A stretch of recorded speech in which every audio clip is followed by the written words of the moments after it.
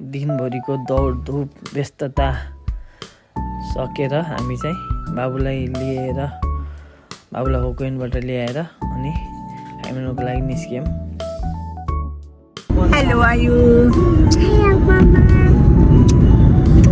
I love you. लगभग 4 बजिसकेको थियो घरबाट निस्किँदाखेरि अनि बाबुलाई लिएर जाँदाखेरि अब ढिलै भयो।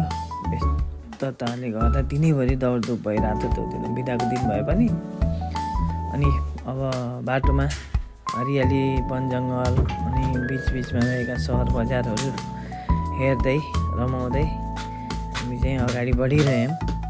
बिचमा पर्ने सिटीहरू सिमोदा, पोखरी हो। यहाँ पनि धेरै नेपालीहरू छ। नेपाली न्युङ्गो गएको पनि छ। न्युङ्गो गएको अनि सानो पनि छ क्या अहिले का न्युङ्गो मात्रै हो। नेपालको तराई जस्तै छ भने हाल्नु न। हाम्रो नेपालको तराईका सम्म परेका फाँट जस्ता फाँटहरू छन्। ठ्याक्कै यहाँबाट आमामाचु जाँदाखेरि चाहिँ मलाई तराई गएकै जस्तो महसुस हुन्छ है। अनि धान खेतहरू धान रोपिसकेका पुरै यस्तो देखिने त्यो फाँटहरू है। ओके ओके अनि त्यहाँबाट पुरै धान खेतहरू फाँटहरू ठुला ठुला किला ठुला ठुला घर सेम तराईको झल्को देखि त्यो आमाचु एरियाका साइडहरू। अनि इबता पुगियो। इबताबाट अनि फेरि अगाडि बढ्दै बढ्दै गएपछि ठ्याक्कै यहाँबाट चाहिँ आमामाचु सिटी देखियो है। आमामाचुको अनि यो पुल पनि ट्रेन आएको बेलामा यो ट्रेन हिँड्दा गाडी हिँड्दा देखिन्छ। अनि अब हामी ठ्याक्कै कस्तोको सपिङ सेन्टरमा पुग्न लाग्यो। अगाडि देखिसक्यो बोर्डमा।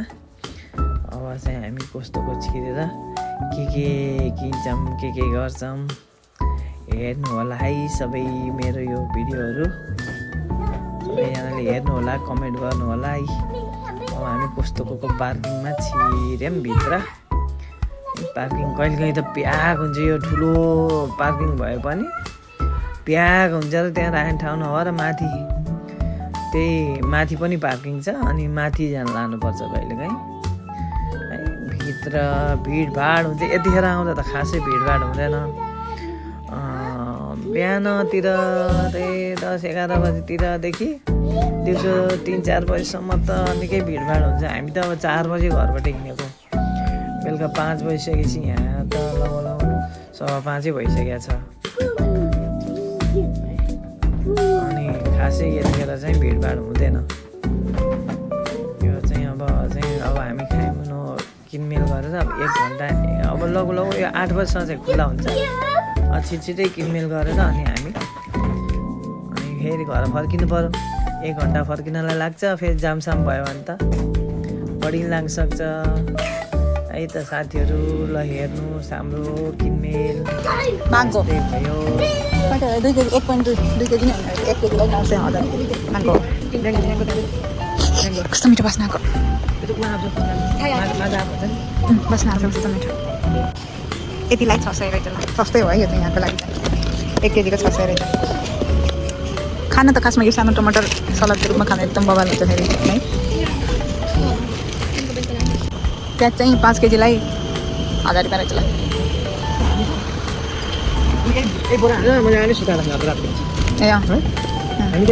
कति हो लागि अस्ट्रेलियाको प्याज रहेछ।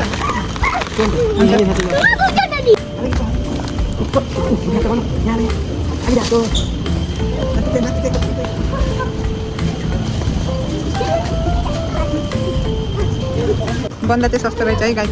एउटा बन्दालाई 78 एन रहेछ। ल एभोकाडो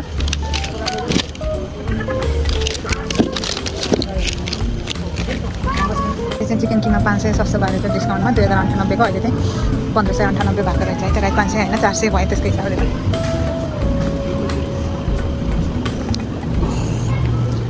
हामी चाहिँ 4 जना परिवार 4 तरिकाले बाँडिएका छौँ होइन।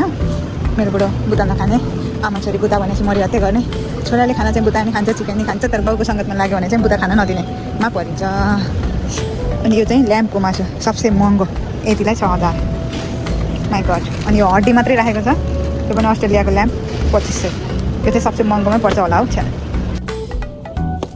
मलाई चाहिँ खाना बुताको यो त फेरि अलिक खानै सक्दैन जस्तो लाग्यो होइन यत्रो धेरै रहेछ आठ चाहिँ गरौँ कि जस्तो लाग्छ फेरि खेर फाल्नुपर्ने हो कि जस्तो लागेर माया पनि लाग्यो के गर्नु होला त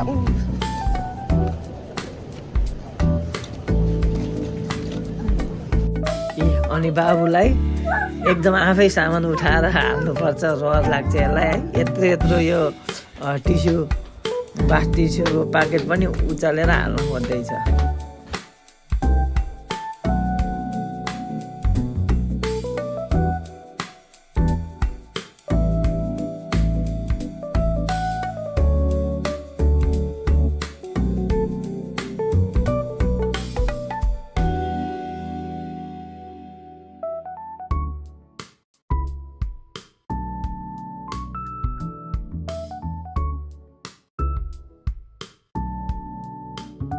हामी किनमेलमै व्यस्त छौँ अहिले चाहिँ भित्र चाहिँ अब आफ्नै तालमा कोही कता सामान हेर्दै हिँड्दै है अनि फेरि कस्तोको भित्रकै साथीहरू खानेकुराहरू पनि पकाएर चाख्नलाई दिन्छ अनि जे पनि दिन्छ है फलफुलदेखि लिएर मासुहरू माछाहरू होइन रामेनहरू हरेक कुरा थोरै दिन्छ अनि त्यो खाना पनि मेरो छोरी कहाँ छ भन्दै हिँड्छ क्या है खाना पनि मिठै हुने फेरि सबैतिर खायो भने त अगाइन्छ हो त्यो पनि त्यत्रो पसलभित्र सबैतिर चाहँदै खायो भने त अगाइने डम्माउने हामी नि खान्छौँ खाना सबैले खान्छन् लाइन बस्नुपर्छ त्यस्तोमा नि खानालाई अरू देशमा के कस्तो चलन छ यहाँ जापानमा चाहिँ त्यस्तो चलन छ कस्तोको भित्र जे पनि दिन्छ खानेकुराहरू हामी चाहिँ अब किनमेल सकेर काउन्टरतिर लाग्यो खुसी भइरहेछ यहीँ कस्तोकोमा अझै हामी त बेलुका अब यो कति बज्यो अहिले 7 बज्यो कति बज्यो मोबाइलमा हेर्न मिलेन भिडियो बनाइरहेको बेलामा हात नै 6:30 बज्दा यतिको भिड भएको छ है 11-12 बजीतिर आउँदाखेरि चाहिँ 12-1 बजीतिर आउँदाखेरि चाहिँ निकै भिडभाड हुन्छ अहिले पनि भिडै छ होलसेल बजार सस्तो बजार जापानको कस्तोको धेरै नजिक हुन्न यति कति पैसा आउँछ लाग्छ पैसा यतिको चाहिँ आज किनेर गरियो है टोटल कति अरे टोटल 33,533 यो यति किन्यो एउटा टलीभरि छ तलदेखि माथिसम्म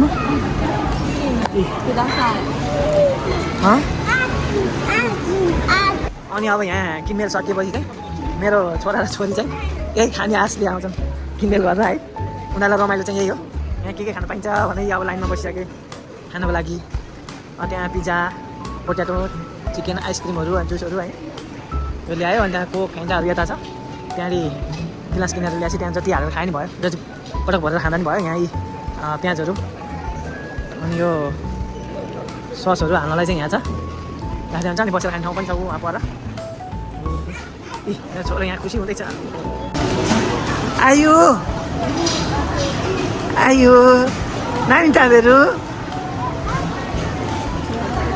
आइसक्रिम भन्दैछ उहाँ आइसक्रिम र पोट्याटो मलाई के खाना हतार भइसक्यो माथि छ आइ धामे छोरीले खानेकुरा बोकेर हिँडी ओहो छोरी मक्ख खाने खाल्के आउँछ कस्तो हो अनि मक्ख परि चाहिँ लिएर गयो अब त्यहाँ प्याज के हाल्ने हो ओहो प्याज हाल्ने उहाँ छोरो फेरि उहाँ आइसक्रिम भनेर झुनिरहेको यसरी घुमाएपछि सर्व प्याज आउँछ होइन आएन यसमा सिधै यसमा छ यसमा छ छोरी लौ चाहिँ उल्टो घुमायो तिमीले उल्टो घुमाइरहेको छ त्यहाँ भित्र गइदिन्छ बाहिर आएको फ्याल्ने यस्तो नि उहाँ ओहो छोरोले उल्लियो आइसक्रिम आयो वैसे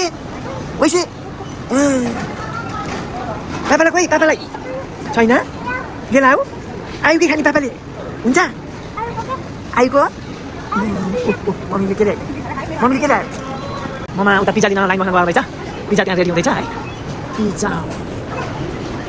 पिज्जाको पालो तातो पिज्जा चाहिँ पाकेर हिँड्छ कुर्नु पऱ्यो नि त रेडी पार्दैछन् ए आयो क्या हो हाम्रो हो आयो आयो ल यहाँ छोरो पिज्जा भनेर यहाँ खुसी हुँदै हिँडिरहेको पिज्जा खाने पिज्जा र आइसक्रिम हो यहीँ आमामा चाखेर हेर पैसा छ ओहो बढिया है हिन्दीमा अब यहाँ खानेकुराहरू चाहिँ आइसक्रिम यो पनि के हो यो चाहिँ चिज पोट्याटो अनि यो चाहिँ यहाँभित्र पिज्जा यो बर्गर यो चाहिँ के हो कोक अनि त्यो तल आएको कागजमा के हो ओहो गएर यहीँ खानाको आशाले आउँछन् त्यहाँ छोराछोरी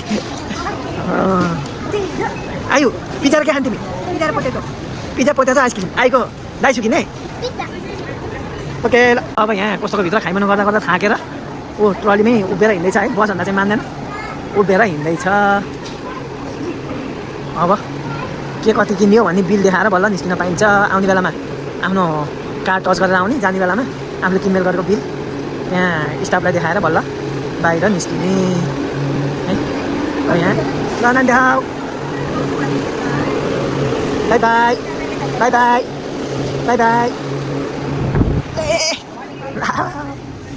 एक्जिट ल एक्जिट हुँदा यतिको अँध्यारो भएछ है बाहिर ओहो घरबाट हिँड्दैमा 4 बजिसकेको थियो अनि 1 घन्टा हाममा चाहिँ आइपुग्नलाई त्यहाँबाट यता भित्र आइपुग्नलाई यताउति क्याचाङ जाम भएर आउँदाखेरि हामी 5:15 तिर आइपुग्यौँ है अनि अब किनमेल गरेर निस्किँदा कति बज्यो ठ्याक्कै 7 बजे त है आयो हाते माते ल यहाँ हेर कि ल बाबा कहाँ आऊ बाबा बोइ आयो कस्तोको ल हेर कि यहाँ चाहिँ ह्याकुएन पनि छ है सेरिया अनि यो के हो यो एयाज भने के हो भाइ यो एयाज खाइमन हो यो कस्तोको पेट्रोल पम्प अनि उतापट्टि जोइ कस्तोको अनि यहाँभन्दा उता पनि खाइमन सपिङ गर्ने ठाउँहरू छ है गाडी नि ल मैले अनलक गरिदिइसकेन ल लोड गर ल भाइ बस बाबाले हाल्छु कुर्मा अब चाहिँ म फटाफट गाडीमा सामान लोड गर्न थालेँ छोरोले मलाई सघाउँदैछ यहीँ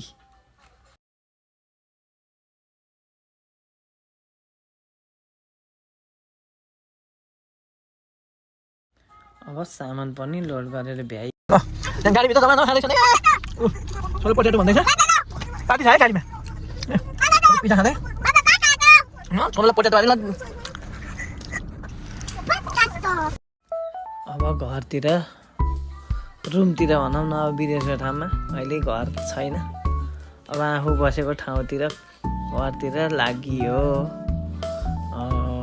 यतिखेर ठ्याक्कै 8 बजिसकेको छ है अब घर पुग्दा 9 बज्छ होला सायद घर हिँड्दाखेरि यस्तो थियो बाटोको अवस्था अँध्यारो रातिको है यहाँ टनेल घरनिर आइपुग्यो ल अब चाहिँ टनेल आइसक्यो घर छेउको